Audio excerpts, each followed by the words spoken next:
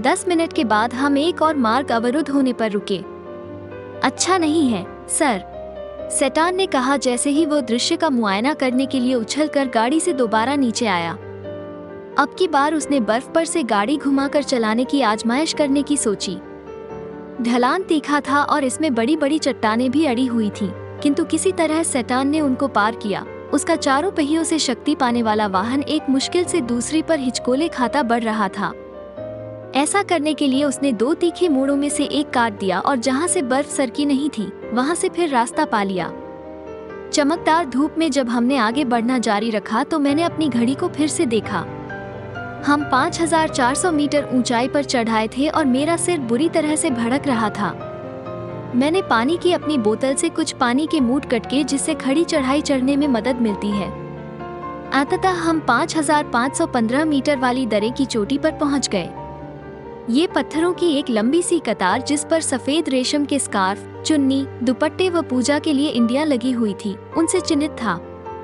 हम सबने उस कतार का चक्कर काटा घड़ी की सुइयों की दिशा में, जैसा कि रिवाज है, और सेटान ने अपनी गाड़ी के टायर चेक किए। वो पेट्रोल भरने की टंकी के पास रुका और उसके ढक्कन को जरा सा खोला जिसमें से एक जोरदार फुफकार सी हुई। वायुमंडल के कम दबाव के चलते ईंधन फैल रहा था। यह मुझे तो खतरनाक लगा। हो सकता है, सर, सेटान ने हंसते हुए कहा, किंतु धूम्रपान नहीं करना। जो ही हम दरे के दूसरी ओर नीचे गए तो मेरा सिरदर्द शीघ्र ही गायब हो गया।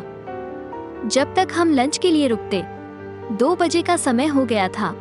कैनवस के एक लंबे से टेंट में जो सूखी हुई झील के किनारे लगाया गया था, हमने गर्मागर्म नूडल्स खाए।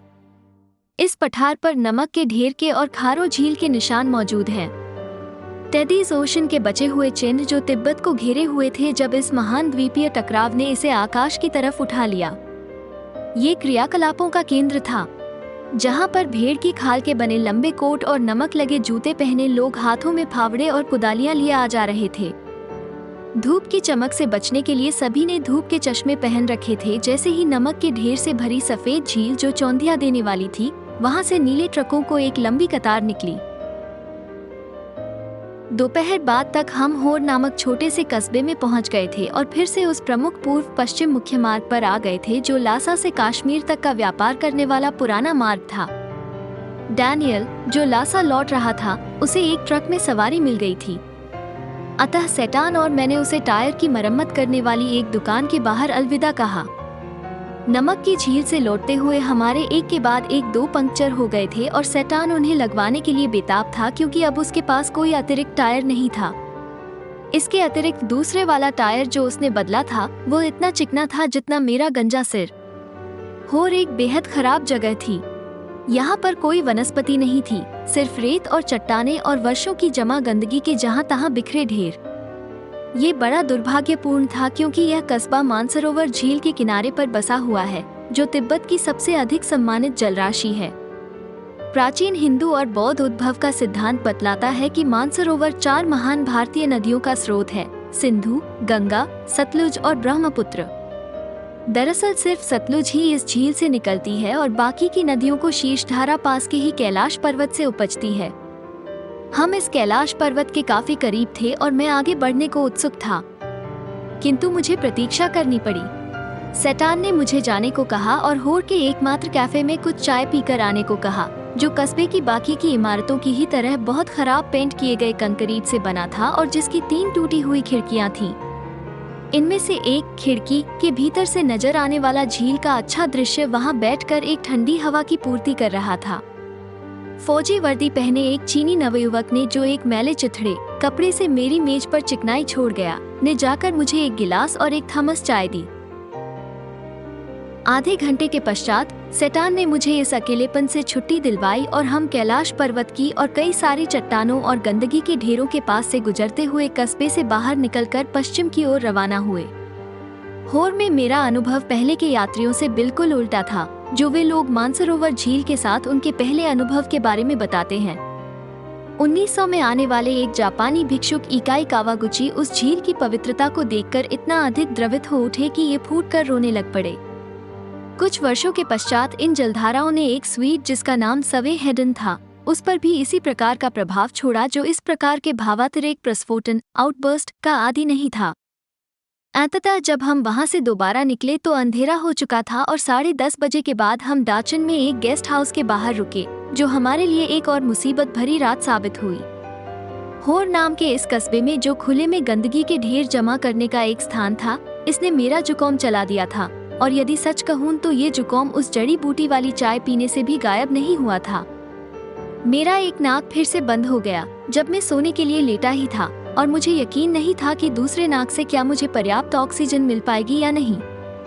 मेरी घड़ी मुझे बता रही थी कि मैं 4760 मीटर की ऊंचाई पर था।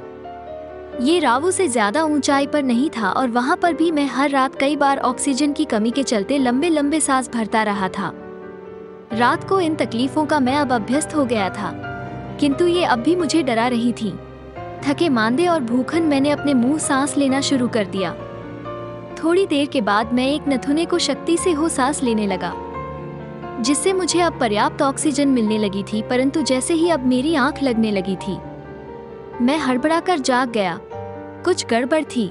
मेरी छाती अचानक भारी होने लगी थी और मैं उठ बैठा, एक ऐसी हरकत जिसने मेरे नासिका द्वार को एकदम साफ कर दिया और छाती में जो महसूस हो रहा था उससे भी राहत दिलवा दी। जिज्ञासावश मैं सोचने लगा। मैं फिर से लेट गया और सोने की कोशिश करने लगा।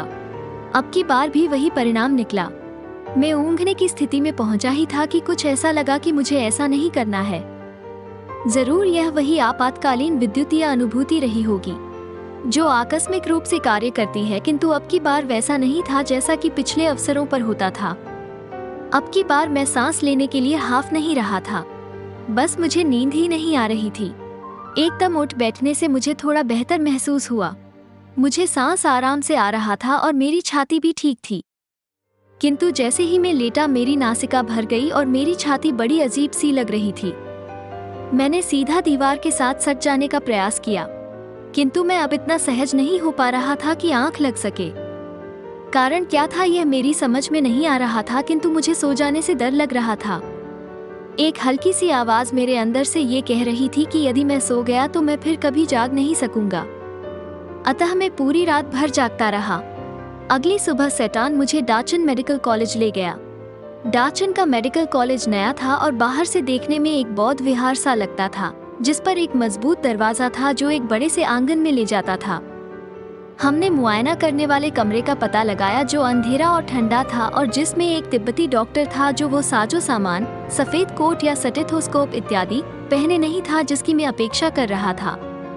कोई सफेद कोट नहीं, वो एक किसी अन्य तिब्बती की ही भांति एक मोटा सा पुलोवर, स्वेटर और ऊन का बना हुआ हेड पहने था। जब मैंने नींद न आने के अपने लक्षण बतलाए और सोने से डर लगने की भी बतलाई, उसने मुझसे कुछ सवाल किए। जब वो मेरी कलाई पकड़कर नब्ज देख रहा था,